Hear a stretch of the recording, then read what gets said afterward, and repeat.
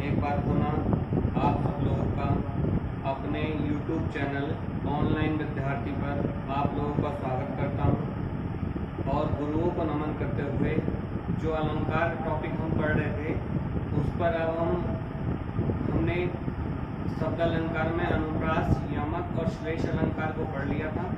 उसी क्रम को आगे बढ़ाते हुए आज हम वक्रोक्ति अलंकार को पढ़ेंगे, साथ ही साथ अर्थ अलंकार को भी पढ़ेंगे। ठीक है, शुरू करते हैं अलंकार।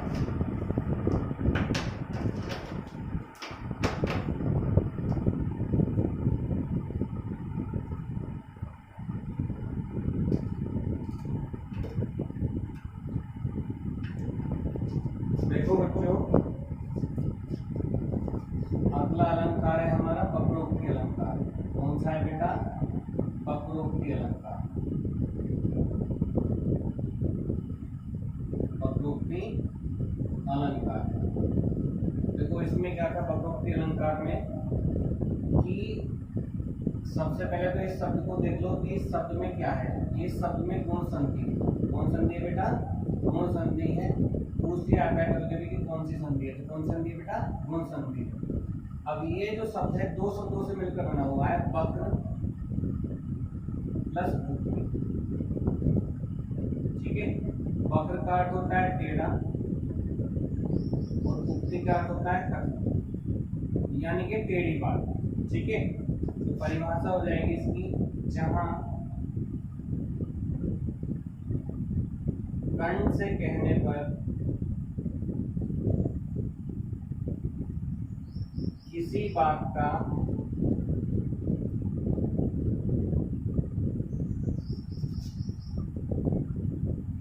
टेढ़ा अर्थ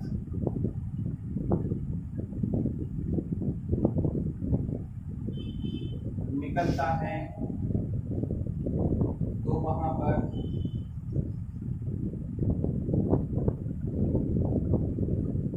वक्रोक्ति अलंकार होता है। कौन सा अलंकार होता है बेटा? वक्रोक्ति अलंकार होता है। उदाहरण देखते हैं हम इसके।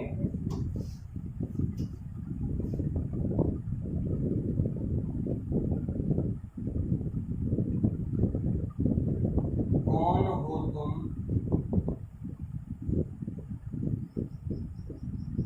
इत आएगा।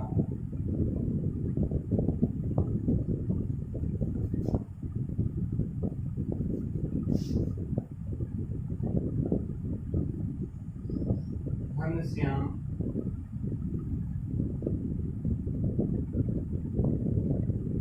तो पितहु बरु। दूसरा उदाहरण देखेंगे हम।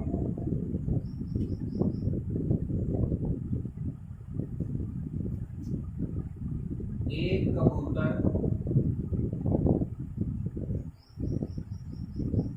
देख हाथ में,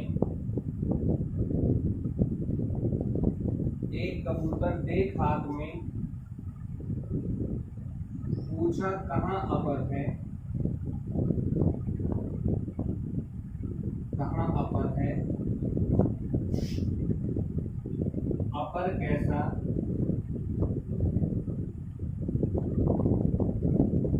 अपर कैसा, वह उड़ गया सपर।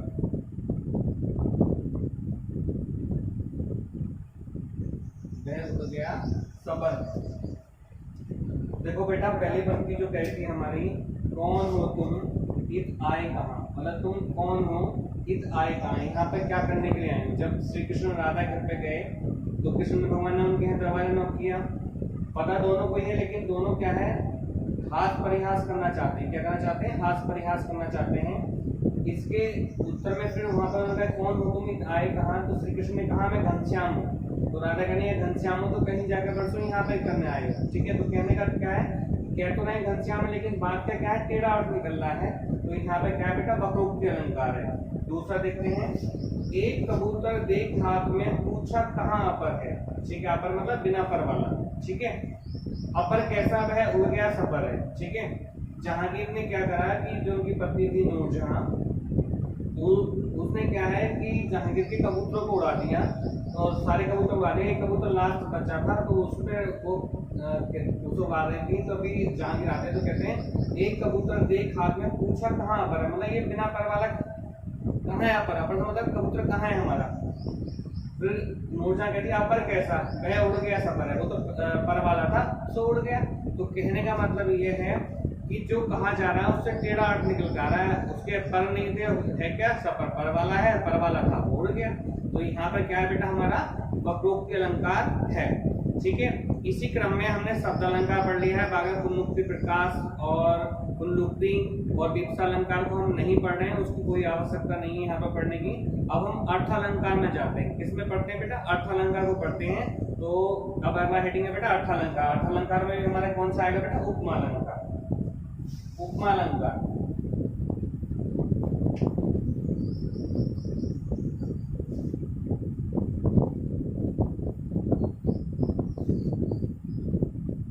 उपमा अलंकार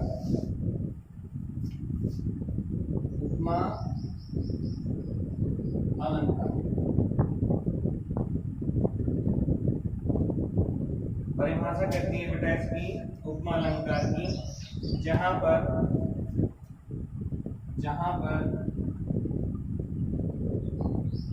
उपमे की तुलना,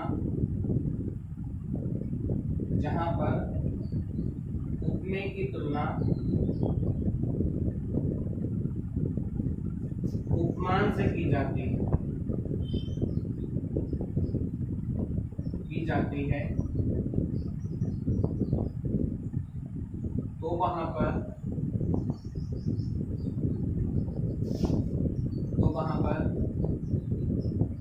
उपमा अलंकार होता है। क्या होता है बेटा, वहां पर उपमा अलंकार होता है।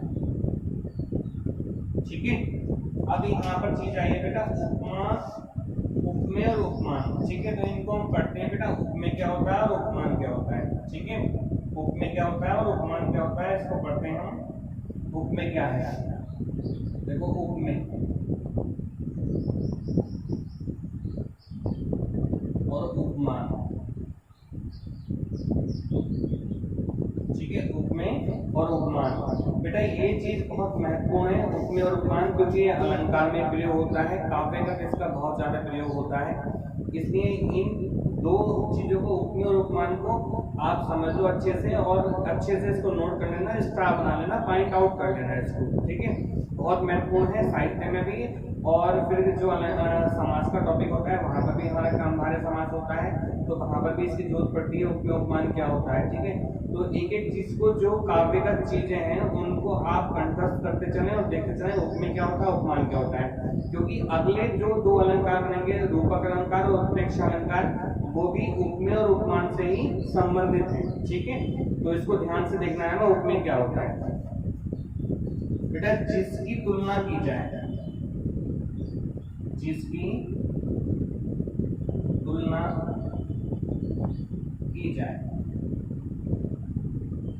जिसकी तुलना की जाए वो क्या होता है, उपमान होता है।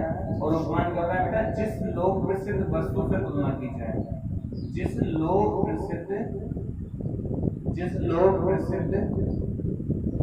वस्तु से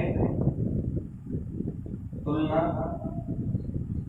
की जाए, जिस लोक प्रसिद्ध वस्तु से तुलना की जाए। ये ध्यान रखना, उपमान जो होता है हमेशा, उपमान सदैव हमारा क्या होता है बेटा, प्राकृतिक होता है। ध्यान रखना, उपमान सदैव जो है प्राकृतिक होता है, क्योंकि जितने भी कवि हुए हैं हमारे, उन्होंने क्या है, प्राकृतिक चीज को ही प्रधान रूप से अपने उसमें तुलना की गई है। वहां पर साधारण चीजों से तुलना नहीं की जाती है, जैसे उपमेय और उपमान। ठीक है, एक तीसरी चीज और है यहाँ पर, इसको और समझ लेते हैं, साधारण।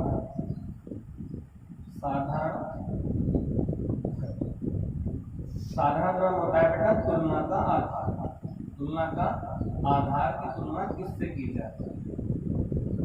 फिर चौथी चीज होती है बेटा इस अलंकार में वाचक शब्द। क्या होते हैं, वाचक शब्द। तो इस अलंकार के वाचक शब्द होते हैं बेटा से, सी, सा, सम, समाना, सरिस और सो, ये इसके वाचक शब्द होते हैं। अब यहाँ पर हमारा क्या है कि उपमा अलंकार में चार चीजें होती हैं, तो उपमेय, एक उपमान, एक साधारण नाम और एक वाचक शब्द, ये चार चीजें होती हैं। अब मैं यहाँ पर देखता हूँ, आपसे उदाहरण लिखा हूँ और आप बताना कि कौन कौन सा अलंकार क्या उपमेय है क्या उपमान है, ठीक है। तो चलते हैं फिर, हमने उदाहरण लिखा है यहाँ पर।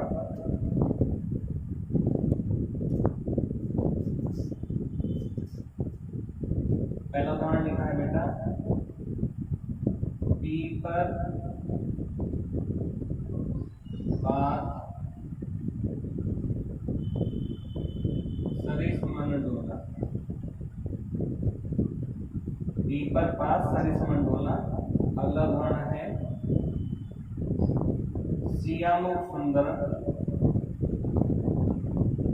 सियामुख सुंदर चंद्र समान।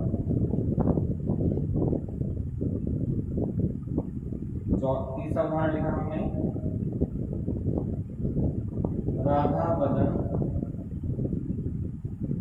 चंद्र सो सुंदर, राधा बदन चंद्र सो सुंदर। चौथा उदाहरण लिखा हमने,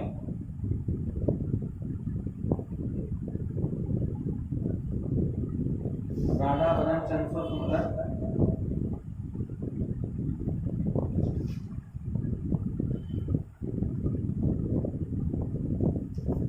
हरिपद कोमल कमल। ये चारों उदाहरण हमने लिखी है। मैं एक बार स्क्रीन देख लेता हूँ, कट तो नहीं गई है, ठीक है, ओके। पीपर पास सरिस मन डोला, सियामुख सुंदर चंद्र समाना, राधा वदन चंद्र सुंदर, हरिपद कोमल कमल से, ये चार उदाहरण बेटा हमने लिखे हैं। अब इसमें क्या है, देखो सबसे पहले तो आप ध्यान रखो कि ये जो अलंकार है बेटा इंपॉर्टेंट अलंकार है, ठीक है, बहुत पूछा था, आयोग इसको सबसे ज्यादा पूछता है, चाहे हमारा यूपी हो, हर स्टेट में यूपी हो, हरियाणा हो, बिहार हो, राजस्थान हो, ये मोस्ट इंपोर्टेंट अलंकार है, सबसे ज्यादा पूछने वाला है, चाहे टीजीटी, पीजीटी, नवोदय विद्यालय, केंद्रीय विद्यालय, डीएसएसबी और यूपी टेट, सी टेट, सभी में यहाँ से उदाहरण पूछा आता है, मोस्ट इंपोर्टेंट है और इसको आप थोड़ा सा अच्छे से कंठस्थीकरण करते हुए चलेंगे। देखिए पीपर पास सरिस मन डोला, अब देखो इसमें क्या है, चार चीजें हैं, एक तो उपमेय है, एक उपमान, एक साधारण वाचक शब्द। अब देखो इसमें भी चार चीजें हैं, देखो 1 2 3 4, 1 2 3 4, ऐसे देखो 1 2 3 4, 1 2 3 4, 1 2 3 4, ऐसे 1 2 3 4, ठीक है। अब यहाँ पर क्या है बेटा, एक चीज तो इसमें क्या है, उपमेय है और एक उपमान है और एक साधारण नाम है और एक वाचक शब्द है, चार चीजें हैं इसमें। एक इस उदाहरण में एक उपमेय है, एक उपमान है, एक साधारण नाम है और एक वाचक शब्द है, ठीक है। तो सबसे पहले तो बेटा हम यहाँ पर वाचक शब्द को लेंगे जो इसमें विद्यमान होता है, ठीक है। तो देखो यहाँ पर क्या है, ये सरिस शब्द है, ये हमारा क्या है, वाचक शब्द है, क्या है बेटा, ये वाचक शब्द, ठीक है। दूसरा देखो, फिर दूसरा ध्यान देखो कि इसमें क्या चीज कॉमन, देखो समाना हमारा वाचक शब्द है, फिर देखो सो है हमारा वाचक शब्द है, और फिर देखो से वाचक शब्द है हमारा। ये चार चीज तो हमारी क्या हो गई है बेटा, हमारी वाचक शब्द हो गई, क्या क्या हो गई बेटा, हमारी वाचक शब्द हो गई हमारी, ठीक है। अब पहले उदाहरण को हम एक्सप्लेन करते हैं, देखो यहाँ पर समझो कि अब किसकी किससे तुलना की जा रही है। देखो पीपर पास मन डोला, अब पीछे पीपर पास सरिस मन डोला, ये है सरिस हमारा वाचक शब्द हो गया। अब पीपर पास मन और डोला रह गया, ठीक है। अब सोचो कि किसकी तुलना किससे की जा रही है, और देखो यहाँ से देखो कि जो चीज उपमान जो होगा हमेशा प्राकृतिक होगा। अभी बताओ पीपर का पात मन डोला, ठीक है। अब यहाँ पर देखो कि पीपर का पात उपमेय है या मन उपमेय है या डोला उपमेय है या ये उपमान है, पीपर पात उपमान है या मन उपमान है या डोला उपमान है। या पीपल पात हमारा साधारण धर्म है, या मन साधारण धर्म है, या डोला साधारण धर्म है। अब तुलना किसकी किससे की जा रही है ये समझो। देखो आप तो देखो पीपल के पत्ते की तुलना किससे की जा रही है? मन से की जा रही है, क्योंकि पीपल का पात जो है ये हमारा प्राकृतिक है। ये क्या है? हमारा प्राकृतिक है। तो ये क्या हो जाएगा बेटा? हमारा उपमेय हो जाएगा। सॉरी, ये क्या हो जाएगा? हमारा उपमान हो जाएगा। क्या हो जाएगा? हमारा उपमान हो जाएगा। मन क्या हो जाएगा बेटा? हमारा उपमेय हो जाएगा। मन क्या हो जाएगा? हमारा उपमेय हो जाएगा। और डोलना हमारा यहाँ पर क्या हो जाएगा बेटा? हमारा साधारण धर्म हो जाएगा, तुलनाकार का। देखो कवि ने ऐसी नहीं ले लिया। देखो मन की तुलना किससे की गई है? पीपल के पत्ते से की गई है। पीपल का पत्ता ही प्राकृतिक है, नेचुरल चीज है। पीपल का पत्ता ऑक्सीजन संसार देता है। इस समय देखो कोरोना किस चल रही है, ठीक है। सबसे ज्यादा ऑक्सीजन देने वाला पेड़ हमारा क्या है? पीपल का पेड़ होता है। तो देखो और पीपल के पत्ते में क्या है? हवा चले या न चले पीपल का पत्ता हिलता रहता है। ऐसे व्यक्ति का मन बड़ा बेकमान होता है। हवा से भी ज्यादा तेज जो अगर कोई चीज है तो वो क्या है? हमारा मन, ठीक है। एक पल में यहाँ, दूसरे पल में कहीं और, तीसरे पल में कहीं और, ठीक है, चौथे पल में कहीं और, ठीक है, पांचवें पल में स्विट्जरलैंड, छठे पल में उनके वहां। समझ रहे हो कहां पर? उनके वहां पर भी पहुंच सकता है। मन बड़ा बेकवान है, ठीक है। अब यहाँ पर क्या है? अब ये देखो सिया मुख सुंदर चंद समान। अब सिया का मुख यहाँ पर क्या है बताओ? सिया का मुख बताओ क्या है बच्चों? बताओ बेटा सिया का मुख क्या है यहाँ पर? सिया का मुख यहाँ पर क्या हो जाएगा बेटा? हमारा ये उपमेय हो जाएगा। क्या हो जाएगा? उपमेय हो जाएगा। और समान सुंदर क्या हो जाएगा? हमारा साधारण धर्म हो जाएगा। और चंद्र क्या हो जाएगा बेटा? हमारा उपमेय हो जाएगा। तो चंद्रमा की तुलना किससे की जा रही है? सिया के मुख से की जा रही है, ठीक है। तो यहाँ पर ये क्या है? हमारा उपमान हो जाएगा। और सिया मुख क्या हो जाएगा? उपमेय हो जाएगा। अगला क्या है? राधा वरण चंद्र सुंदर। तो ये राधा वरण क्या हो जाएगा हमारे यहाँ पर? उपमेय हो जाएगा। चंद्र क्या हो जाएगा? उपमान हो जाएगा। सुंदर साधारण धर्म हो जाएगा। और सो हमारा वाचक शब्द है। ऐसे हरि पद कमल कमल से, तो हरि के पद यहाँ पर क्या हो जाएंगे? हमारे उपमेय हो जाएंगे। और कमल क्या हो जाएगा? हमारा कमल क्या हो जाएगा? हमारा प्राकृतिक है, उपमान हो जाएगा। और कोमल क्या है बेटा? साधारण धर्म है, तुलना का आधार है। इससे क्योंकि हरि के पद भी कोमल है और कमल की पंखुड़ियां भी कोमल हो रही हैं। राधा का वर्ण कितना सुंदर है? चंद्रमा के समान सुंदर है। और सिया का मुख, सिया मतलब सीता का मुख कितना सुंदर है? चंद्रमा के समान सुंदर है, ठीक है। आ रही है बात समझ में? इसके अंदर तो और भी हमारे उदाहरण हैं, उनको भी आप देखो, उनको भी थोड़ा कर लो अभी हाथों हाथ।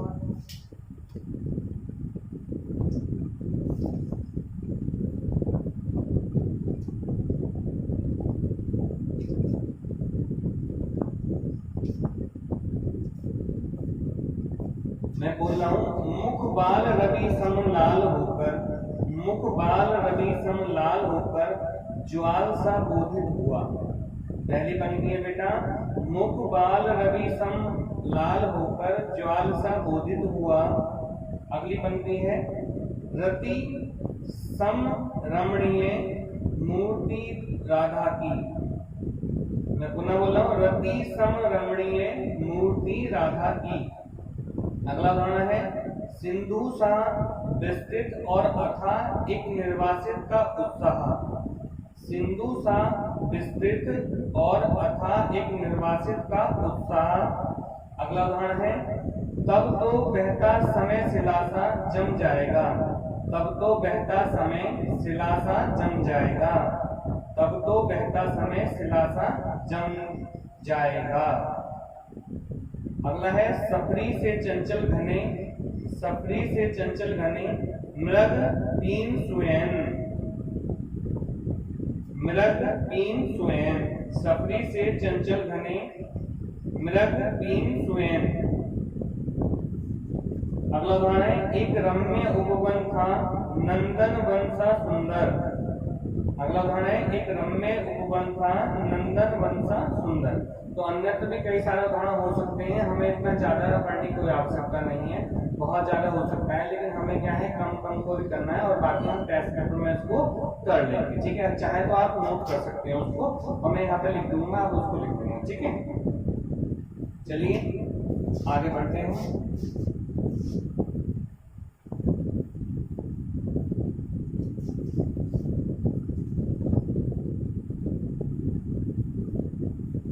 उपमा अलंकार के बाद में होता है बेटा अगला रूपक अलंकार। कौन सा अलंकार होता है बेटा? रूपक अलंकार। रूपक अलंकार। रूपक अलंकार क्या कहता है? रूपक अलंकार।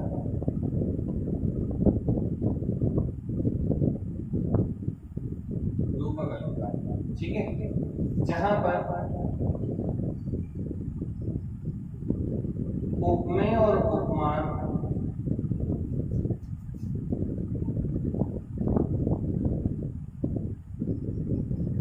जहां पर उपमेय और उपमान में भेद रहित आरोप प्रकट कर लिया जाता है,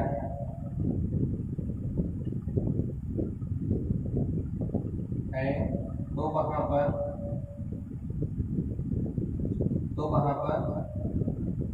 रूपक अलंकार होता है। तो वहां पर रूपक अलंकार होता है, ठीक है। अथवा करके दूसरी परिभाषा लिख सकते हैं हम। अथवा करके दूसरी परिभाषा भी हो सकती है, जैसे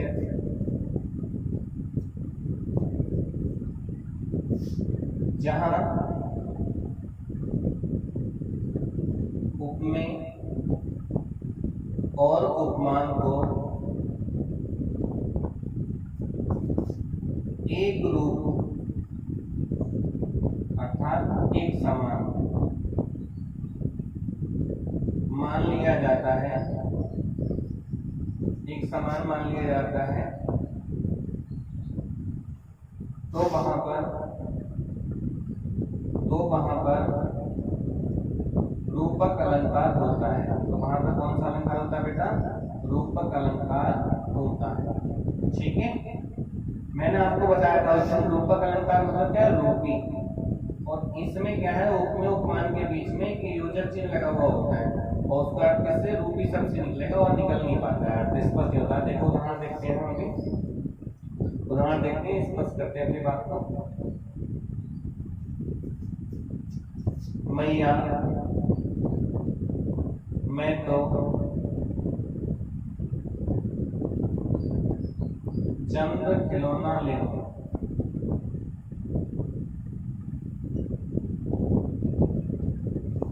दूसरा उदाहरण और देखते हैं। पायो जी मैंने राम रतन धन पाया।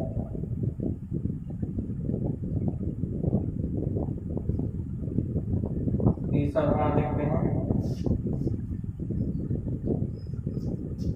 चरण कमल बंदो हरि गए। चरण कमल बंदो हरि गए मोस्ट इंपोर्टेंट पंक्ति है बेटा, बहुत कुछ याद करेगा, ठीक है। अगला है भजमन चरण अविनाश। भजमन चरण अविनाश,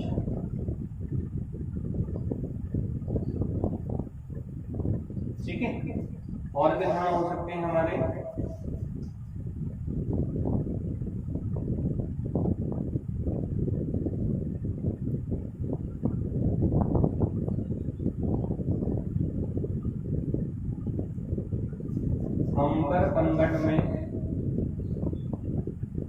अंबर पंगट में डुबो रही तारा घट उषा नाग। एक उदाहरण हो रहा है। एक राम घनश्याम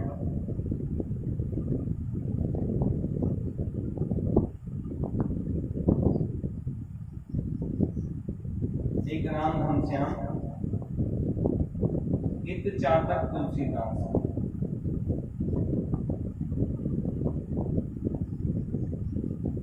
ठीक है। और भी उदाहरण हो सकते हैं, लेकिन ज्यादा हमें करने की आवश्यकता नहीं है। देखो मैं यहाँ पे एक दो बताता हूँ। मैया मैं तो चांद और खिलौना ले, अर्थ स्पष्ट हो रहा है। मैया मैं तो चांद रूपी खिलौना ले, तो अर्थ स्पष्ट हो रहा है। आ रहा है बच्चों समझ में? ठीक है। पायो जी में राम रतन धन पायो, यहाँ पर मीरा कह रही है मैंने राम और रतन धन पा लिया। देखो डिस्कस हो रहा है। फिर मीरा कही है मैंने राम रूपी रतन धन पा लिया है। तब अर्थिस्पद ज्यादा हो रहा है। अगला है कमल चरण कमल बंधो है रही। मैं कमल और चरणों की वंदना कर रहा हूँ। मैं कमल रूपी चरणों की वंदना कर रहा हूँ। ज्यादा अर्थिस्पद हो रहा है। भजमन चरण वर्ष अविनाशी। हे मन मन रूपी चरण अविनाशी। अंबर पनघट में डुबो रही तारा घट। तारा रूपी घट। ठीक है। तारा घट पूषा नागरी। एक राम राम रूपी घनश्याम। हित चातक तुलसीदास। तुलसी के चातक है, हित करने वाले हैं। ठीक है।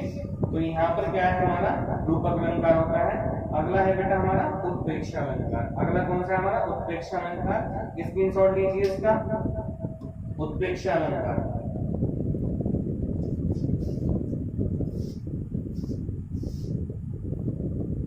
उत्प्रेक्षा अलंकार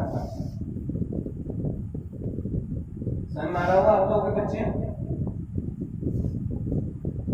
जो बात बेटा समझ में नहीं आया, मेरा व्हाट्सएप नंबर है 8278273958 8273958419। इस पे आप मुझसे पर्सनल कॉल करके भी, कॉलिंग नंबर भी है मेरा, व्हाट्सएप नंबर भी है, इस पे कॉल भी कर सकते हैं, आप समझ भी सकते हैं। ठीक है। चाहे तो मैसेज कर सकते हैं, मतलब व्हाट्सएप कर सकते हैं, तभी आप ले सकते हैं। अगला अलंकार है बेटा उत्प्रेक्षा। कौन सा अलंकार बेटा? उत्प्रेक्षा। देखो बेटा उत्प्रेक्षा अलंकार में क्या होता है, जहां पर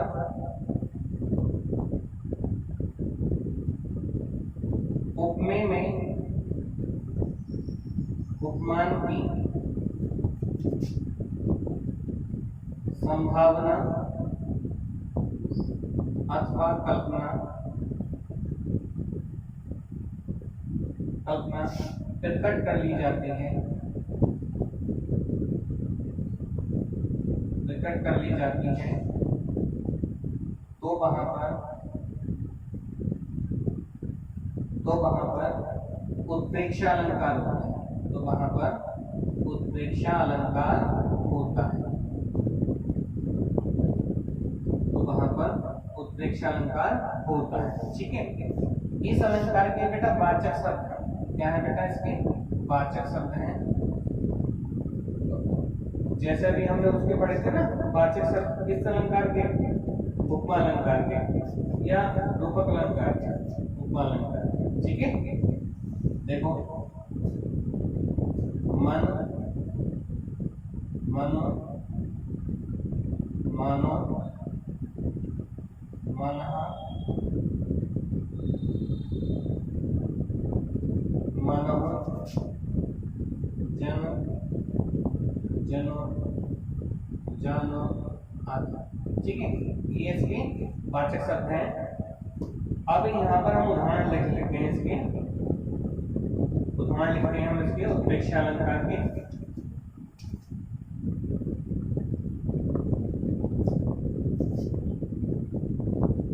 सोहत कोड़े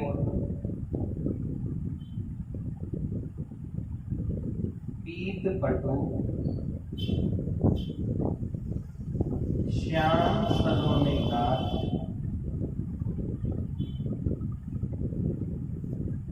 मनो नीलमणि शैल पर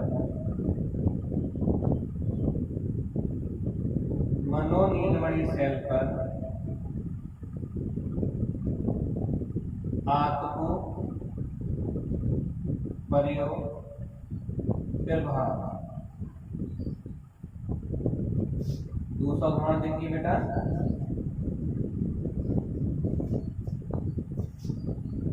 मनः द्रग फाड़ी देखत निर्घत विरसोगा। तीसरा उदाहरण देखिए बेटा।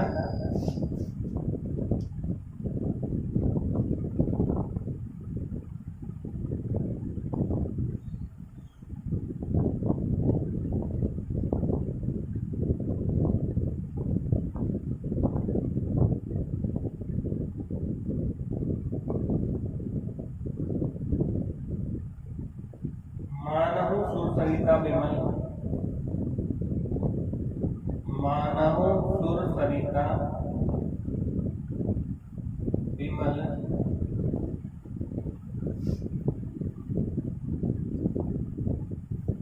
जल बिछुड़त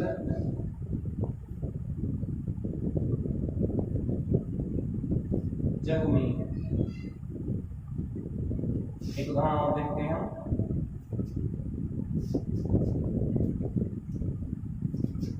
उस काल मारे क्रोध के, उस काल मारे क्रोध के,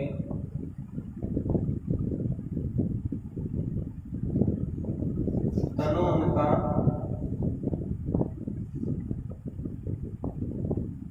कांपने लगा, मानो हवा के वेग से, मानो हवा के वेग से सोता हुआ सागर जा। ठीक है, अब देखो बेटा यहाँ पर देखते हैं हमने क्या कहा था, वाचक। देखो मनो शब्द आ रहा है, वाचक शब्द मनो शब्द आ रहा है, मानो शब्द आ रहा है, मानो शब्द आ रहा है। ठीक है, ये बात मान लो या जान लो, बात एक ही होती है। तो ये इसके वाचक शब्द है। सोहत ओढ़े पीठ पटु, मतलब सुशोभित हो रहे हैं, ओढ़े हुए हैं। कौन? पीठ मतलब पीले, पटु मतलब वस्त्र, श्याम मतलब सोमा, सलोनी गाल, मनो नीलमणि शैल पर। ऐसा माना गया है कि नीलमणि शैल पर, नीलमणि जो शैल पर्वत है उस पर जो आभा जो चमक पड़ रही है वो सूर्य की चमक पड़ रही है। लेकिन ऐसा मान लिया गया है कि उनकी जो आभा है, जो आभा उस पर पड़ रही है नीलमणि शैल पर्वत पर, वो क्या है? उनके वस्तु पीले वस्तु से निकलने वाली आभा है, ऐसा माना गया है, कल्पना है। ठीक है, तो माना जाएगा मानव ब्रज फाड़ी देखकर निर्भर ब्रज शोभा। जब श्री कृष्ण ने ब्रज की शोभा देखी तो उनकी आंखें फटी की फटी रह गई। ठीक है, आंखें कितनी फैला लो आंखें नहीं फटती, तो माना गया, कल्पना की गई है। ठीक है, जहाँ पर क्या है संभावनात्मक कल्पना का समावेश होता है या प्रकट कर ली जाती है, तो वहां पर क्या होता है बेटा? हमारा उत्प्रेक्षा अलंकार होता है। जहाँ पर उपमेय में उपमान की संभावनात्मक कल्पना कर ली जाए, ठीक है, तो वहां पर क्या उत्प्रेक्षा अलंकार होता है। कौन सा अलंकार होता है बेटा? उत्प्रेक्षा अलंकार होता है। मन मनो मानो मनः मनहु मनहु, जन जनो जानो जनहु जनः, ये इसके वाचक शब्द होते हैं। अगर पंक्ति में ये वर्ड्स कहीं दिखाई दे रहे हैं तो आपका वहां पर उत्प्रेक्षा अलंकार ही होगा। कौन सा अलंकार होगा बेटा? उत्प्रेक्षा अलंकार होगा। अगला देखते हैं, अगला अलंकार करते हैं हम। अगला अलंकार करते हैं, स्क्रीनशॉट लीजिए बेटा। और बहुत सारे उदाहरण है, मैं आपको सारे और करा दूंगा आपको सारे सारे।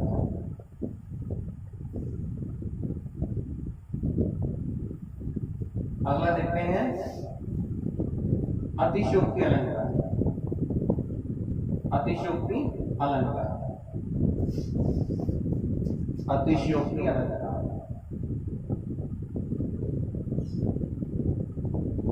अतिशयोक्ति अलंकार। ठीक है, अब देखो बेटा ये शब्द में कौन सी है हमारी गुण संधि है, ध्यान रखना। गुण संधि है, गुण संधि, क्योंकि ओ की मात्रा आ रही है। ठीक है, तो यहाँ पे क्या है? गुण संधि है, ध्यान रखना इसमें। अतिशयोक्ति अलंकार क्या होता है? जहां पर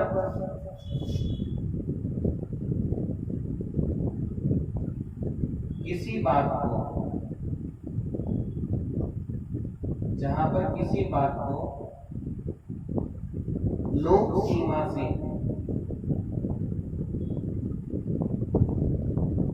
बढ़ा चढ़ाकर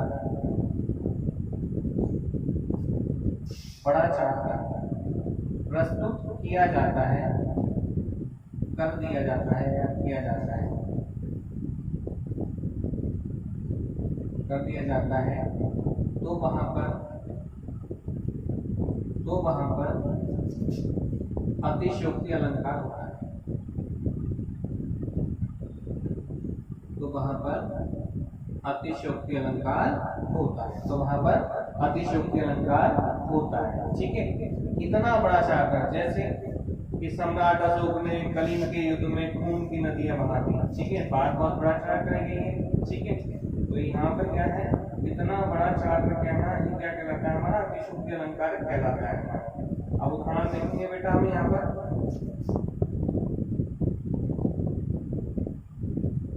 आगे नदियां बड़ी अपार, आगे नदियां बड़ी अपार, घोड़ा कैसे उतरे पार। राणा ने सोचा, राणा ने सोचा इस पार जब तक चेतक था उस पार, चेतक था उस पार। ठीक है, अगला उदाहरण देखते हैं हम। अभी समझाता हूं बेटा इसको।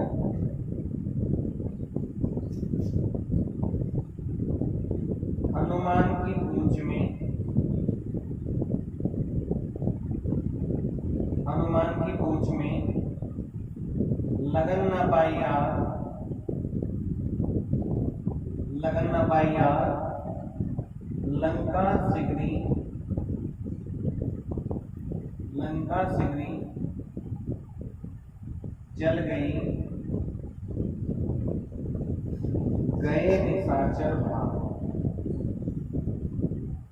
गए निशाचर भाग। देखो बेटा समझो, आगे नदियां बड़ी अपार, घोड़ा कैसे उतरे पार, राणा ने सोचा इस पार जब तक चेतक था उस पार। महाराणा प्रताप के घोड़े का नाम क्या था? चेतक था। ठीक है, चेतक था। राणा से मतलब महाराणा प्रताप की बात की जा रही है। इनका घोड़ा हवा से बातें करता था, बहुत तेज चलने वाला घोड़ा था, और अगर इसे लगता था कि छलांग नहीं पाए तो ये पीछे की तरफ भी आ जाता था। ठीक है, बड़ा समझदार घोड़ा था। ठीक है, अब देखो समझो, यहाँ पर आप लोगों ने नदी देखी होंगी। ठीक है, मैं छोटी सी बात कर रहा हूं, ये हमारी गंगा नदी है। ठीक है, ये रामगंगा है। ठीक है, और ये क्या है बेटा? गढ़गंगा है। तीन नदियों से मैं बात कर रहा हूँ। ठीक है, फिर आगे नदियां बड़ी अपार। देखो अपार मतलब होता है बेटा बहुत सारी नदियां बढ़ना, बहुत सारी नदियों का समावेश होना। अब कोई छोटी नदी भी होगी, फिर उससे बड़ी भी होगी, फिर उससे बड़ी नदी भी होगी। तो यहाँ पर देखो कि यहाँ पर किसी बात को इतना बड़ा सागर कहा जाता है, इतना बड़ा सागर प्रसिद्ध जाता है कि देखो सफेद झूठ, सफेद झूठ। देखो कि कोई घोड़ा अधिकतम कितने मीटर की जंप कर सकता है? बताओ बेटा, कितने मीटर की जंप कर सकता है? 10 मीटर नहीं, 5 मीटर कर लेते हैं, 5 मीटर। ठीक है, अब 5 मीटर की जंप मान ली हमने, बढ़ा दिया इतना। अब देखो यहाँ पर समझो 5 मीटर की जंप कर सकता है अधिकतम घोड़ा, 5 मीटर की जंप कर सकता है। अब मैं कहूँ कि गंगा नदी में कितने मीटर में पानी बह रहा होगा? पुल से मतलब नहीं है, उसके छोर से मतलब नहीं है, दोनों किनारों से मतलब है कि कितने मीटर पानी बह रहा होगा। कितना कितना मान लो, बताओ बच्चों? 4 मीटर। चलो 4 मीटर मान लिया। रामगंगा में कितना? 15 मीटर। चलो 15 मीटर मान लिया। ठीक है, गढ़गंगा में 30 मीटर। चलो 30 मीटर मान लिया। अब देखो समझो यहाँ पर 4 मीटर, 15 मीटर, 30 मीटर, लेकिन घोड़ा कितने मीटर की दौड़ कर सकता है? कितना? 5 मीटर ही कर सकता है। और नदियां बढ़ी मतलब अपार, मतलब बहुत सारी नदियां बढ़ी, तो भैया छोटी नदी भी होगी, उससे बड़ी भी होगी, उससे बड़ी नदी भी होगी, तो घोड़ा कैसे उतर जाएगा? घोड़ा घोड़ा ही तो है, तो कृष्ण बन जाएगा या सुपरमैन बन जाएगा? तो बात को मतलब बड़ा चढ़ाकर प्रस्तुत किया गया है। अगला देखो, हनुमान की पूंछ में लगन ना पाई आग। हनुमान जी की पूंछ में लगन ना पाई आग मतलब आग भी लगी नहीं, लंका से भी जल गई, गए निशाचर भाग, सारी लंका जल गई। ठीक है, तो ये भी पॉसिबल नहीं है, जब पूंछ में आग ही नहीं लगी तो फिर वहां पर क्या है, निशाचर कैसे भाग जाएंगे और लंका सारी कैसे जल जाएगी? ठीक है, अगर कहीं आग नहीं लगी तो धुआं कहां से होगा? तो यहाँ पर बात मतलब झूठी है और बड़ा सा कहा गया है। ठीक है, और आपने देखा होगा फिल्मों में जो आजकल गाने होते हैं, जो नायक नायिका को रिझाता है, तो वो छोटे छोटे जो वो करता है, समझ लो सारा अतिशोक्ति का प्रयोग कर रहा है। सबका क्या करना है बेटा? अतिशोक्ति का प्रयोग किया रहा है। और तुमने देखा होगा कि जितने भी कोई अगर किसी को इम्प्रेस करना चाह रहा है तो समझ लो वो सब पे झूठ बोल रहा है, अतिशोक्ति का प्रयोग कर रहा है, तो वहां पे क्या अतिशोक्ति अलंकार होगा। ठीक है, अतिशोक्ति अलंकार। एक मिनट बेटा मैं देखता हूँ क्लास कितनी हो रही है।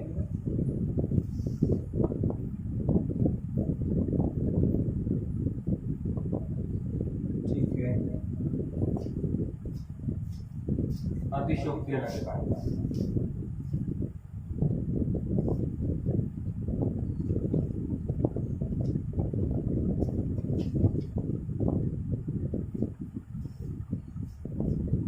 अगला है बेटा हमारा अन्योक्ति अलंकार।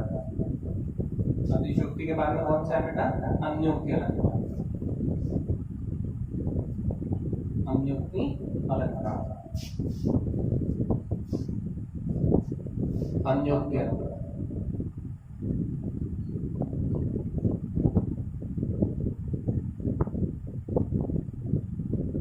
अन्योक्ति अलंकार क्या होता है? जहां पर प्रत्यक्ष के माध्यम से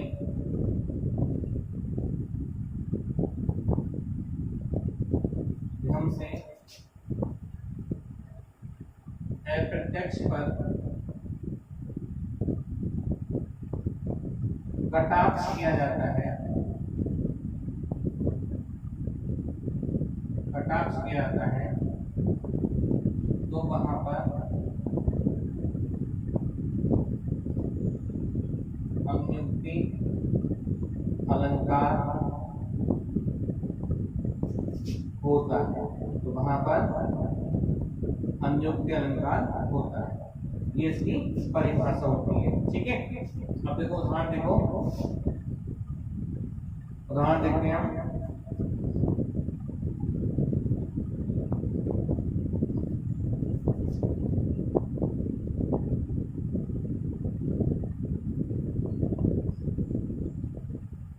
माली आवत देखकर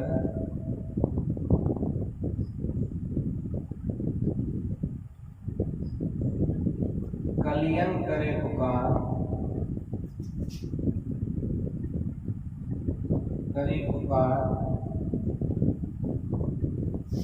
फूल फूले चुन लिए,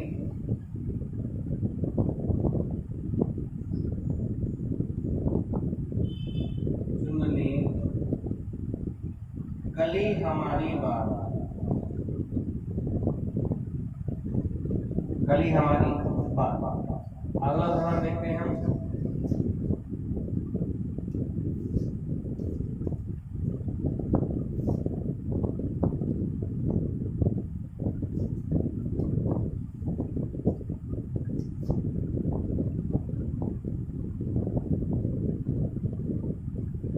नहीं परा नाई मधुर मधुर, नाही विकास निकाल,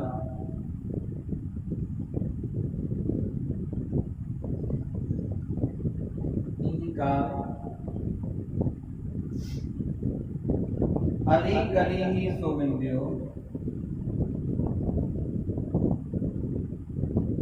सोबिंदियो,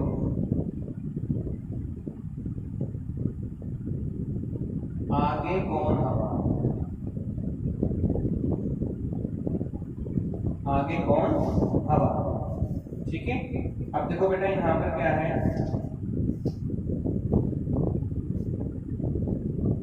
समझो, नहीं सकते, नहीं पराग नहीं मधु मधु नहीं विकास निकाल, अली करी सो बिंदियो, आगे कौन हवा। सबसे पहले तो ध्यान रखो, ये कबीर का दोहा, इसका कबीर का दोहा है। और याद रखना बेटा कि कबीर के दोहे में अगर कहीं से पूछा है तो ये ध्यान रखना कि कबीर के ज्यादातर दोहों में क्या है, अन्योक्ति अलंकार होता है। कौन सा अलंकार होता है बेटा? अन्योक्ति अलंकार होता है, क्योंकि उन्होंने इनडायरेक्ट वे में अप्रत्यक्ष रूप से बात कही है। ठीक है, जैसे माटी कहत कुमार से तू क्यों रोंदे मोए, एक दिन ऐसो आएगो मैं रो दूंगी तोए। ठीक है, बड़े हुए तो क्या हुआ है, जैसे पेड़ खजूर, पंथी को छाया नहीं पर लागे अति दूर। ठीक है, अब देखो यहाँ पर माली आवत देखकर कलियन करे पुकार, मतलब माली को आता देखकर कलियन मतलब क्या है, छोटे फूलों ने पुकार करी कि फूल फूले चुन लिए कली हमारी बात, मतलब जो खिले हुए फूलों को फूल फूले चुन लिए, मतलब खिले हुए फूलों को तोड़कर ले गया कौन? मालिक, मालिक गार्डनर, ठीक है, जिसे माली कहते हैं, माली फूलों को लेके आ। लेकिन यहाँ पे माली से मतलब क्या है बेटा, यमराज से मतलब है, एपिटेक्स रूप से कटाक्ष किया है यहाँ पर, यमराज के लिए कहा है कि यमराज को आता देखकर। कलियन से मतलब क्या है, नौजवान व्यक्ति, नौजवान व्यक्ति, यूथ वाले लोग, ठीक है, जो कोरोना का चल रहा है इसमें। माली यमराज को आते देखकर नौजवान ने पुकार करी कि फूल फूले चुनिए, मतलब जो कोरोना पीड़ित लोग हैं उनको यमराज उठाकर ले गए। कल ही हमारी बात बोले, अगर हमने अपनी सुविधा या सुरक्षा नहीं करी तो कल ही हमारी बात, मतलब कल को हमारा भी नंबर लग जाएगा अगर हमने सावधानी नहीं बरती, हाथ नहीं धुले, ठीक है, सैनिटाइजर का, मास्क का प्रयोग नहीं करा तो हमारा भी नंबर आ जाएगा। तो इनडायरेक्ट वे में फूल और कली के माध्यम से अप्रत्यक्ष रूप से बात कही है किसमें, माली के द्वारा, ठीक है। अब आप इसे कोरोना की स्थिति में समझ सकते हैं, इतना अच्छा नाम क्या हो सकता है आपके लिए, ठीक है, इससे बेटर कुछ नहीं हो सकता। नहीं पराग, नहीं मधु मधु, ना ही विकास नहीं काल। ये जो है बेटा ध्यान रखना, बिहारी का दोहा है, इसका दोहा है बेटा बिहारी का। और बिहारी जो थे ये राजा जयसिंह के दरबारी कवि थे, किसके, राजा जयसिंह के दरबारी कवि थे। और राजा जयसिंह जो थे अपनी नगोड़ा, नगोड़ा, ठीक है, नगोड़ा मतलब ऐसी स्त्री जिसके अभी हाल फिलहाल में शादी हुई, नगोड़ा रानी, नगोड़ा रानी के प्रेम पास में बिल्कुल पागल थे। गुण संधि है शब्द में, गुण संधि है, और संधि विषय होता है नभ प्लस ऊड़ा, ठीक है, नभ प्लस ऊड़ा, गुण संधि बनती है यहाँ पर, ध्यान रखना बेटा नगोड़ा शब्द में, ठीक है। अब ये अपनी नई नवीली दुल्हन के प्रेम पास में बिल्कुल पागल थे और राजपाट को तो भूल चुके थे, ठीक है। ये कहा जाता है बेटा, अब मैं आपसे पूछ रहा हूँ, बताओ कि किन किन चीजों को हमें उठाना चाहिए, किन किन को नहीं सुनना चाहिए। दो क्लास में बिल्कुल लिखते थे और राजपाट को भूल गए थे। अब मैं आपसे पूछ रहा हूँ, बताओ किन किन को उठाना चाहिए, किन किन को नहीं उठाना चाहिए, बताओ। अगर बच्चा कोई सो रहा है उसको उठाना चाहिए, किसी के सोए बच्चे को उठाना चाहिए, नहीं। और सांप सो रहा उठाना चाहिए, नहीं। शेर सो रहा उठाना चाहिए, नहीं। और राजा सो रहा उठाना चाहिए, नहीं। और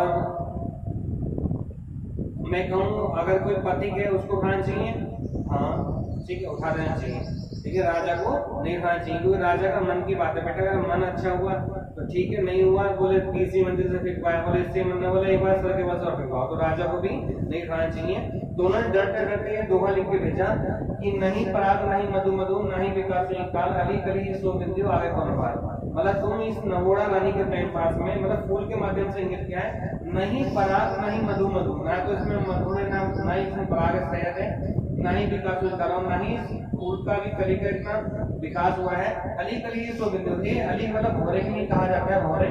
भोरा कौन है बेटा, राजा जयसिंह के इंगित ज्ञान और इनडायरेक्ट पे कमेंट न करके भोरे के माध्यम से कमेंट्स किया गया है। अली कली ये सो बिंदु, हे भोरे अर्थात राजा जयसिंह, तू आई कली कर इतना गुंजार कर रहा है, इसका मतलब भू क्लास में लिखते हैं अली कली सो बिंदु आगे बनवा। जब ये फूल बन के मतलब वास्तविक सुंदरता में आएगी या वास्तविक रूप से फूल बनेगी, जब तेरा क्या हाल होगा। तो इनडायरेक्ट वे में इसके ऊपर कमेंट्स किया किसने, राजा जयसिंह के ऊपर। इस दोहे को सुनने के बाद में राजा जयसिंह भू क्लास लिप्त होने के बाद में अंतःपुर से वापस मतलब अपने राजदरबार में आ जाते हैं, ठीक है। तो बेटा आज हम जो है इतना ही रहने देते हैं, इसके बाद में अगली क्लास में हम आए को विधिवत करेंगे, ठीक है। बेटा क्लास को आप जो है, जो आप देख रहे हैं अपने मित्र में सभी उसमें, और जो मेरे पढ़ाए हुए स्टूडेंट हैं जो अलग अलग उसमें जॉब प्राप्त कर रहे हैं, उन लोगों से भी अब ये आशा करूंगा कि वो भी अपने फ्रेंड सर्कल में सब लोगों को उसको ज़्यादा ज़्यादा लाइक और शेयर करवाएं, और अपने जो मित्र मंडली में जो लोग हैं उनको भी अधिक से अधिक पढ़ने के लिए प्रेरित करें। और हमारा चैनल बेटा निरंतर आप लोगों के लिए सेवा के लिए उपस्थित है, और हम सभी लोग बिल्कुल अच्छे से आप लोगों को ज्ञान अर्जन करा रहे हैं। उस बात को आपको मन मस्तिष्क में बैठा के रखना है, जितना हम पढ़ा रहे हैं उसको आप पढ़ते रहें, हाथ बात नोट करते चलें। कहते हैं कि रीड बट रीडिंग मोर, पढ़ो लेकिन लिखो ज़्यादा। तो आप लिखने का अभ्यास भी करें, लिखेंगे आप तो ज़्यादा आपका दिमाग में रहेगा। शॉर्ट नोट्स बनाएं, अच्छे से तैयारी करें, और फिर आपको सफलता से कोई आपको नहीं रोक सकता है, लेकिन नियमित रूप से आपको पढ़ना पड़ेगा। नियमितता आपके जीवन में बहुत जरूरी है, ठीक है, क्योंकि विद्यार्थी बड़ा चंचल स्वभाव का होता है। उस चंचलता को थोड़े समय के लिए हमें त्यागना है, और त्यागने के बाद ही बेटा हम अच्छी ऊंचाई तक पहुंच सकते हैं, अपने गंतव्य तक जहां हमने सोच रखा है उस चीज़ को हम प्राप्त कर सकते हैं। तो बड़े ही इत्मीनान के साथ में और मन लगा के धैर्य के साथ आप पढ़ते रहें। और कहते हैं कि बेटा पढ़ने वाले की कभी हार नहीं होती, ठीक है। अगर आपने पढ़ा है तो कभी आपकी हार नहीं होगी और आप बिल्कुल विधिवत्ता में निश्चिंत होकर आप पेपर्स देंगे, नहीं तो इधर उधर मन आपका विस्तृत होगा, ठीक है। तो इसी के साथ मैं अपनी वाणी को ही विराम देता हूँ। जय हिंद, जय भारत।